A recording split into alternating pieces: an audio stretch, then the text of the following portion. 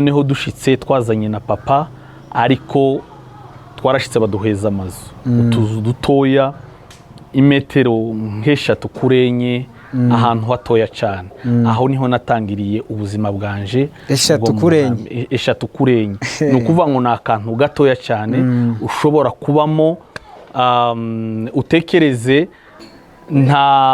ntaco watanga kugira ngo uve mu nkambi uje muri Amerika cyangwa se uje mu Bwongereza cyangwa se uje mu Bufaransa usibye ubuntu bw'Imana. Rero ikintu gihaba mu buzima n'ukwiheba ukaba wavuga ati birandangiranye, oya ntabwo birarangira.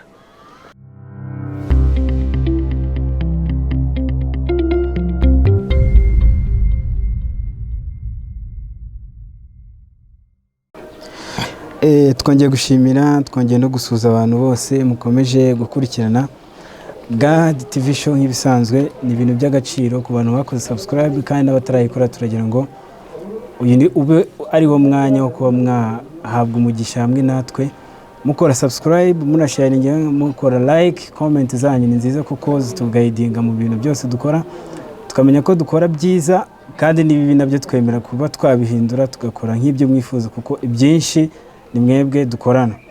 Kuri uyu munsi rero twabazaniye umutumirwa wacu, n'ubwa mbere agaragaye kuri kamera za God TV show.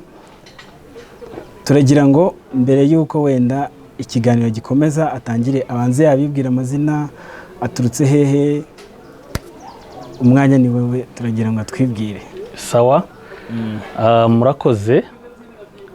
Amazina yanjye nitwa Joseph Mbarushamahoro Masoro. Ayo niyo mazina yanje.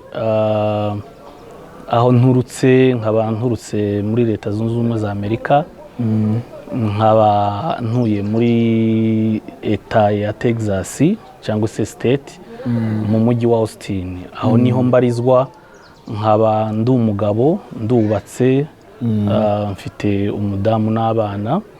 Aho niho ntuye mu gihe cy'imyaka 10. Murakoze. Niho utuye mu gihe cy'imyaka 10. Wenda turagira ngo dutangire ubuzima bwawe kugeza ugeze muri Amerika. Wageze muri Amerika, hari aho uvuye, ese mbere y'uko ugera aho ngaho wabanje kuburi hehe? Yego. Urakoze. Ubuzima bwanjye ntabwo byoroshe mu by'ukuri, kandi wenda birashobora kudufata umwanya muremure, ariko nifuje kuko ntanga ijambo rishobora gufasha abantu, rishobora guhumuriza abantu. Iyo dukora bino bintu ntabwo ari ugushaka gusa ngo tube twakwereka abantu social media, ahubwo tuba dushaka kugira ngo duhumurize abantu mu bihe bimwe na bimwe abantu bagiye banyuramo. Nk'uko nababwiye, jewe amazina yanjye nayavuze, ariko navukiye muri Kongo, ndi umukongomani wo mu bwoko, muri Kongo haba amoko menshi, ariko ndi mu bwoko bw'abanyamurenge. Aho navukiye muri Sud Kivu, niho navukiye, ariko ngenda ndi umwana mutoya, tuja muri province ya Katanga, ahantu bita muri Shaba. Aho niho nakuriye, namenyeye ubwenge, ndetse aho niho nashakiye. Maze gushaka, ico gihe intambara yarabaye. Intambara imaze kuba, yabaye muri 1996 ya Mobutu nk'ibisanzwe, ariko intambara yaje kuba nini, ituma twimuka, ituma tuhava, ituma duhunga. Ni intambara yo muri 1998. Iyo ntambara yarabaye, bari intambara ikomeye cyane, abantu barapfa. Noneho duhita duhunga, tuva muri Shaba turahunga, tuza turi impunzi, tugera Uvira. Tugeze Uvira, tuba mu buzima bukomeye, ubuzima bwo gusabiriza, ubuzima bwo gushakisha. Yego twari tukiri mu gihugu aho Uvira n'indi siri, ariko twari tukiri mu gihugu, ariko turi mu buzima bwo gushakisha. Ndibuka kuko icyo gihe nari mfite umudamu ariko nta mwana nari mfite bashiki banje bari batarashaka, ariko nyine mu buzima bukomeye bwo gushakisha. So icyo gihe turahava, tugeze mu 2000 nibwo intambara zakomeje kuba nyinshi muri Sud Kivu, aho bita Uvira, muri Plaine de la aho ni muri Congo, aho ni muri Congo. Niho intambara zakomeje kuba nyinshi. Noneho intambara zibaye nyinshi biba ngombwa yuko abantu bahunga. Turahunga, ndibuka kuko twageze hano mu Rwanda mu mwaka w'2000. tuza duhunga nyine tuja muri ya nkambi ya Kiziba, mu nkambi ya Kiziba hano muri Karongi. Aho navuga kuko ari nkaho twatangiriye ubuzima bw'ubuhunzi bukomeye bukakaye cyane. Yego. Ugeze mu nkambi, birumvikana wari ufite umudamu, wari ufite abana? Oya, nari mfite umwana umwe ariko akiri gatoya cyane, witwa Sara Mutesi. Ubwo wageze mu nkambi, birumvikana ubuzima bugoye, none n'umuntu ufite umwana. Tubwire ukuntu ubwo buzima bwari bumeze, ukabuhuza n'ubwo mwari mubayeho, n'ubwo bwari ubw'intambara ariko hari iwanyu mu nkambi, mu bintu bitoroshye. Gerageza utubwire nk'abantu wenda bataba bazi nk'ubuzima bwo mu nkambi. Yego. Mu bigaragara bwari ubuzima bukomeye.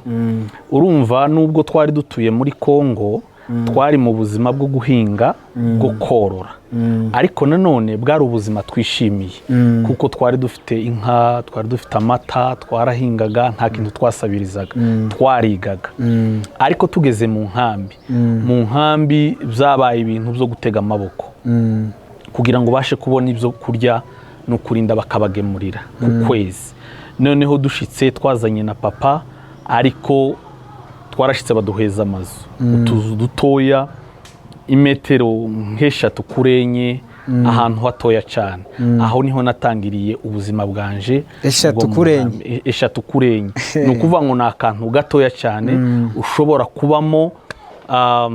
Utekereze aho ushira igitanda muri salo akaba ariho hajamo igitanda. Ni ukuvuga wabaga ufite nk'ibitanda bibiri, igitanda kimwe muri salo, ikindi gitanda kikaba nyine aho bita ngo muri chambre. Ni nkaho nshobora kuvuga.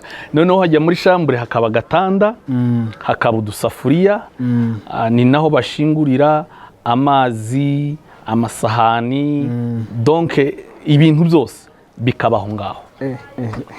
So urumva bwari ubuzima butoroshe mu by'ukuri, bugoye cyane. No kuvuga n'umuntu wagusuraga ni ukwicara ku gitanda. Ni ukuvuga ngo umuntu wansuraga birumvikana nta handi yararaga aho muri salo, aho ngaho kuri ako gatanda.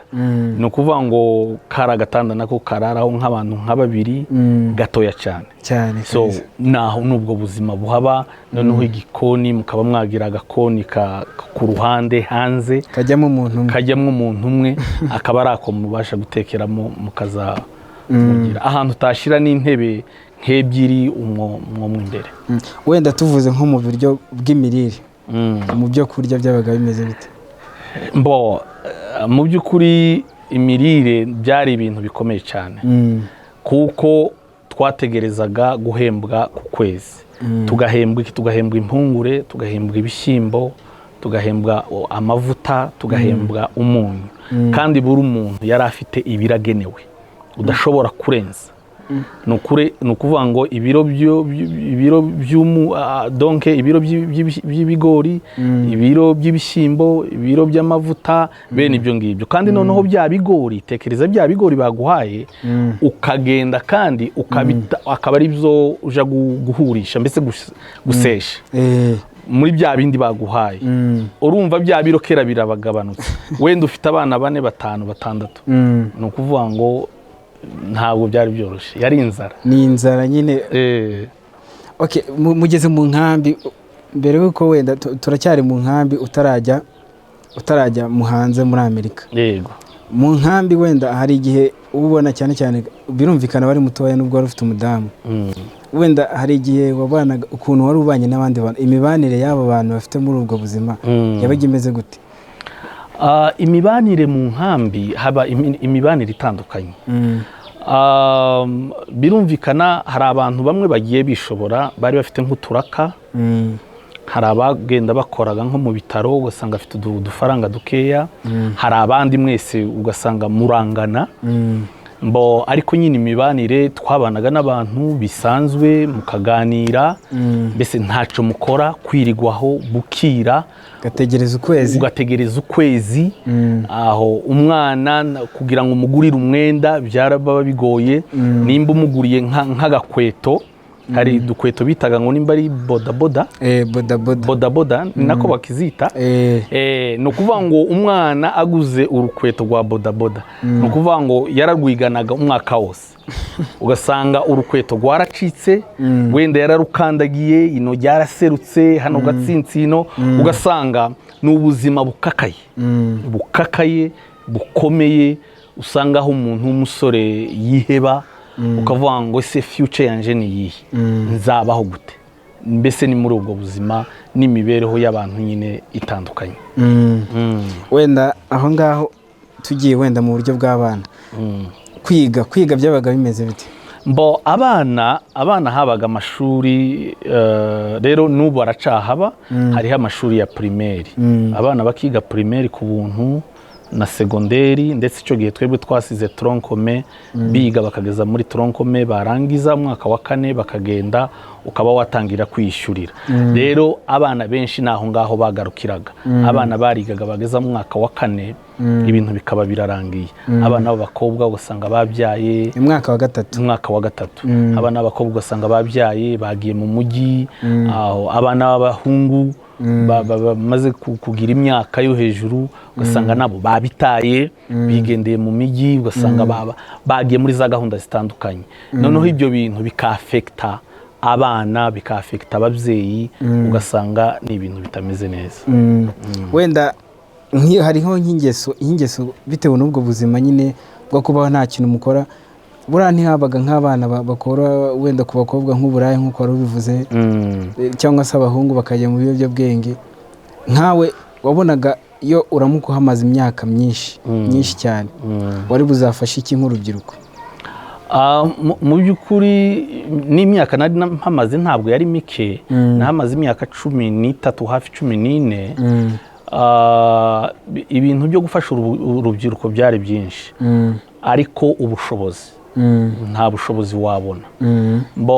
Ku ruhande rw'abasore b'abahungu hakagombye kuba nk'ibintu byo kubitaho, imipira, mbese gukina football, volleyball, byari byinshi byo gafashije abana. Ariko wenda urashobora kumbwira ati iyo nje kugira ubushobozi bwo gufasha abana b'impunzi b'abakongomani, ni ukubajyana ku mashuri bakiga, abadashoboye bagakora imyuga. Ariko kubera kubura icyo kintu, wasangaga hariho ikintu cyane gikomeye cy'abana babyara batwita bakiri batoya, n'abahungu b'abasore bakiri batoya, ugasanga bari muri ibyo bintu. Ugasanga hari icyorezo cya sida, ugasanga ubusinzi, ko baragenda barwana, ugasanga bavuye. Ikindi kintu gikomeye cyahabaga, bakava aho mu nkambi bakajya mu baturage, bakajya gushaka inkwi, gutashya, muri ubwo buzima ugasanga ko bariba, ubuzima nyine butameze neza. Wenda tuvuge ubayeho ngaho, igihe kirageze cyo kujya muri Amerika. Kujya muri Amerika no mu bantu wenda babaye mu buzima bwifashije, ariko kujya muri Amerika ndakeka atari ibintu byoroshye. Wenda kujyayo wagiyeyo gute ku buryo umuntu ubaye muri ubwo buzima afata ibiro bitageze no ku 10 by'ibigori, se ubwo buzima kubona ukuntu ugera muri Amerika, wagezeyo gute? Navuga yuko ari ibitangaza, ni ibitangaza by'Imana. Ni nacyo cyane numva umutima wanje umba ku mutima, ni nacyo cyane numva ikintu kimba ku mutima, ngira ikintu mu mutima wanje cyo gufasha abantu. Wenda ntabafashije ku mafaranga, wenda ntabafashije ku bindi bintu, ariko numva nakontribuwa kubaheza ubuhamya, nakontribuwa kubabwira ukuri. cyane cyane ngakenera ngo bino bintu bizaza byumva impunzi bagenzi bacu. Nk'uko warumbajije ntaco watanga kugira ngo uve mu nkambi uje muri Amerika cyangwa se uje mu Bwongereza cyangwa se uje mu Bufaransa, usibye ubuntu bw'Imana. Hariya haba ibintu byo gutombora, wagira gutyo ukabona baraguhamagaye ngo bagutomboye, ukagenda ugatangira ugakora interview yawe. Interview wayirangiza ukajya mu bindi, mu yandi ma processes, n'abandi bose nuko babikoze. Mu by'ukuri navuga kuko ari ibintu bitangaje.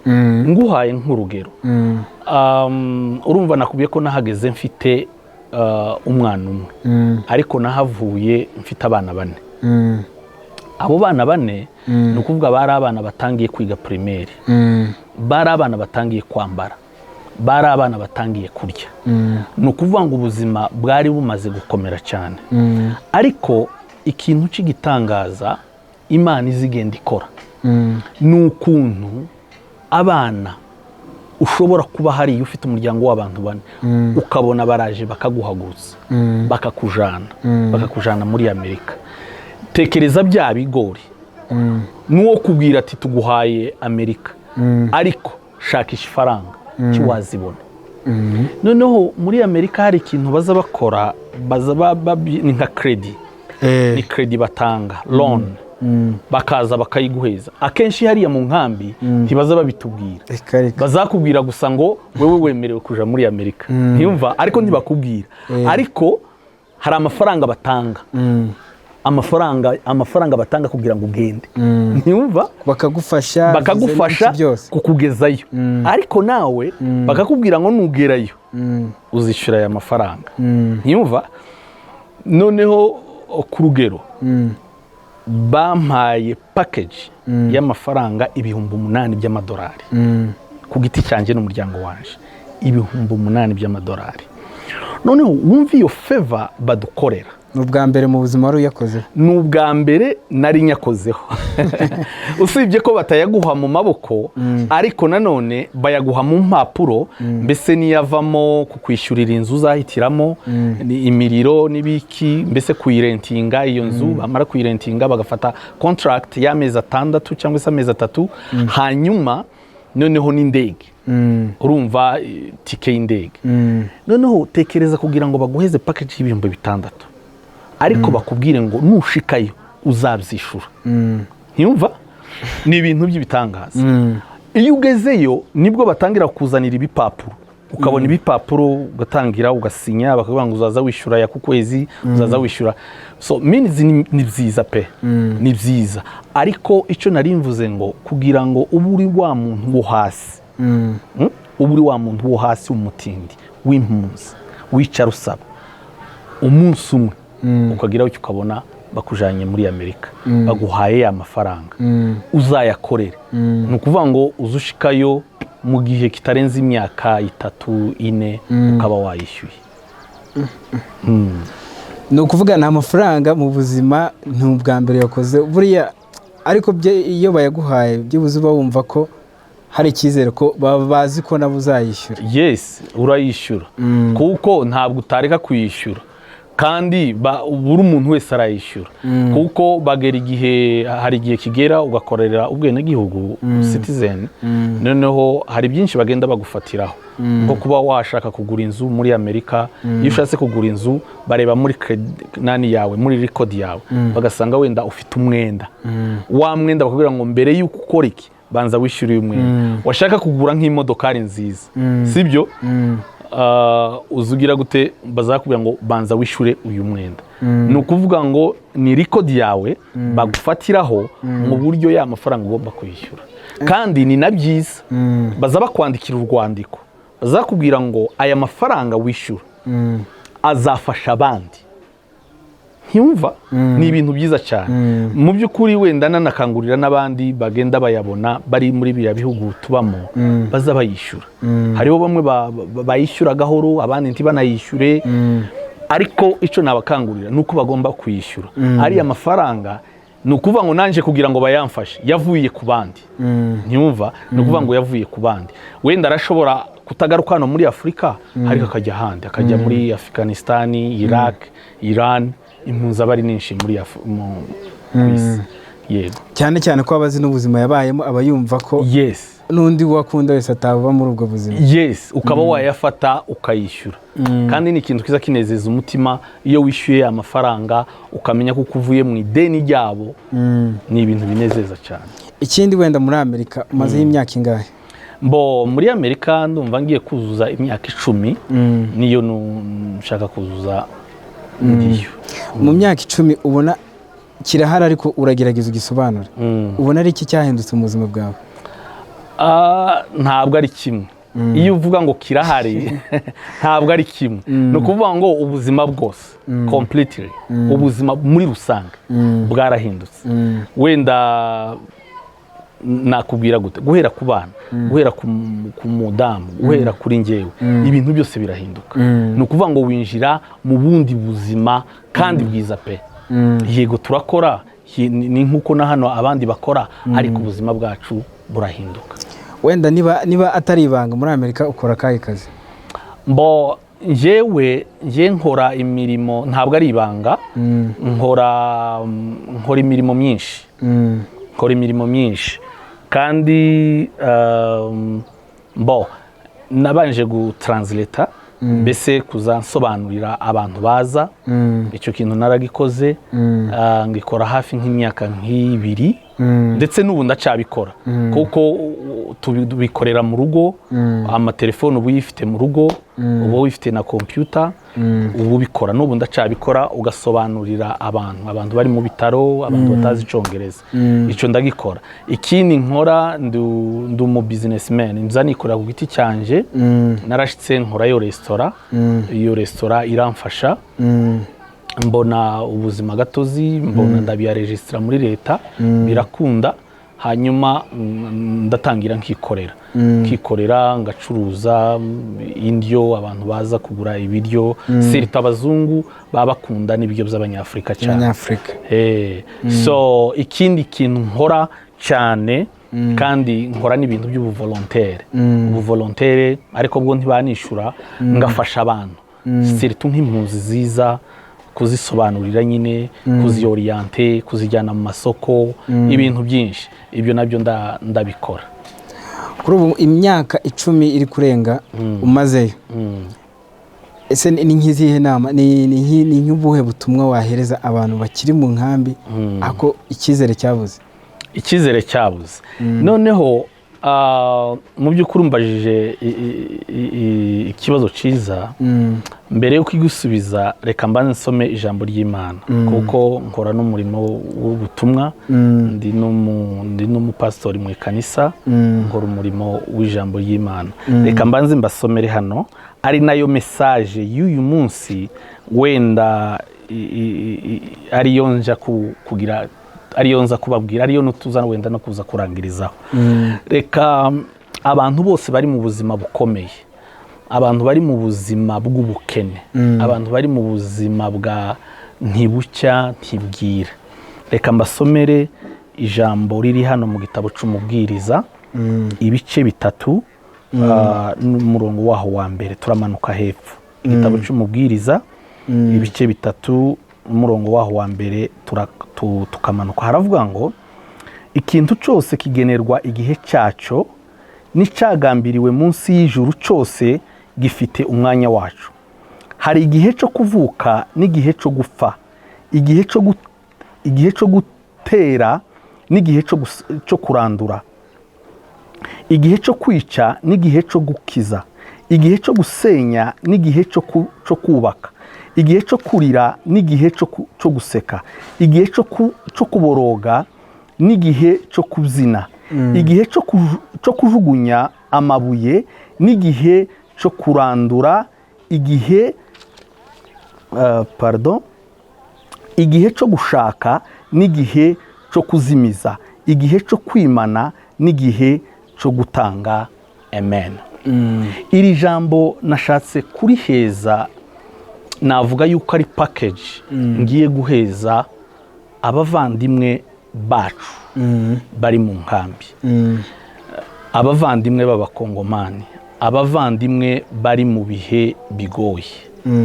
Turazi kuko hari abantu iriya nkambi cyangwa se n'inkambi zimwe na zimwe hano mu Rwanda zabayeho kuva muri 90 banzana na 6. Ni ukuvuga ngo ubu zifite hafi imyaka 24 na 25. Abana bahavukiye ubu ni abadamu bakuru, barabyaye, abandi bafite abuzukuru. Abasore ubu barashatse, abandi baragiye. Hariho abagabo n'ubu ngubu bagihari. Hari igihe bavuga ngo ese buno buzima tuzabuvamo, buno buzima bizagenda gute? Ese twebwe twacumuye iki? Ese twebwe twakoze iki? Ese twebwe ese agatangira kavuga ibintu byinshi. Why me? Kubera iki ngewe? Ese byigenda, ese ni amafaranga atangwa, ese ni iki? Mu by'ukuri icyo njewe nshobora kubabwira, nababwira ngo bihangane. Rino jambo ryatubwiye ngo hari igihe. Iryo jambo nico nshaka kugira ngo mbabwire. Ufata ijambo rivuga ngo hari igihe. Ico gihe nico gihe utazi.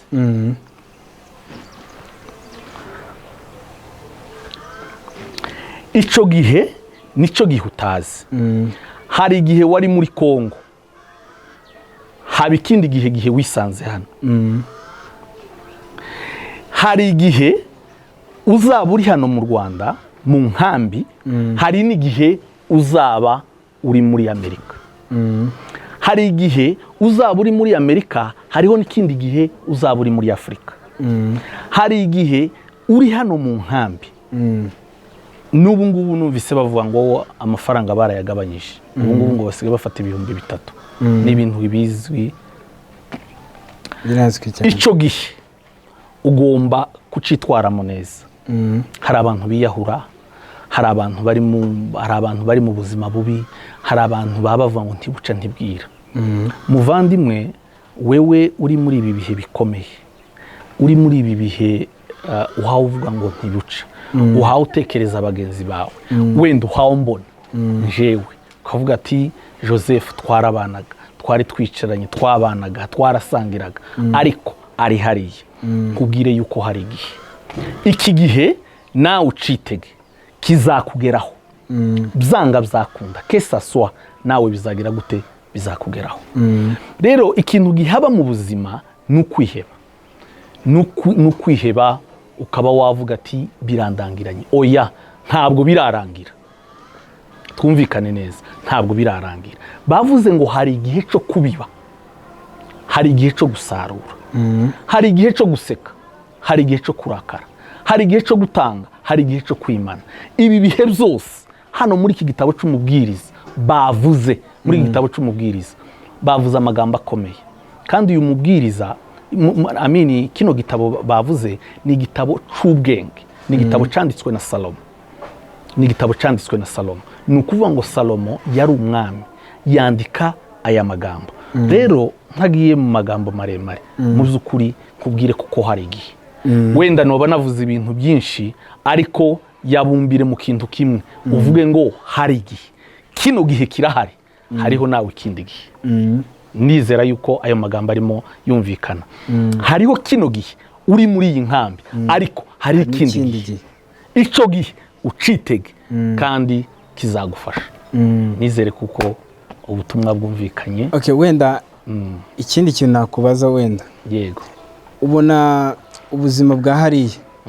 Hariho nk'abana cyane cyane urubyiruko, ngiye tujye kuvuga ku bantu bajyayo bakagerayo. Yego. Akagerayo abonye amafaranga, icyo yashakaga arakibonye, ntago inzara ikimwishe, ntabwo akibuza icyo yambara, akitwara nabi. Gasanga niyo afite amafaranga, inzoga za hariya ku mafaranga bafata abari nka bombo yahangaha ndakeka. Agahita ajya muri ibyo bintu nyine bimuhindura isura, bikamuhindura undi muntu wundi atakakwiye kuba ari we. N'abo bantu urabahereza ubuhe butumwa? Wenda kirashobora kuba ikindi kiganiro dushobora kuzakorana, kandi byaba byiza kuko iriya hari urubyiruko rumeze nabi, rumeze nabi rwose. Hari abana buri gihe bicara barasa, abana batoya b'imyaka 18, 20, ugasanga arimo aragenda ajya mu biyobyabwenge. Bya biyobyabwenge iriya barabarasa, nta wundi mutubayo.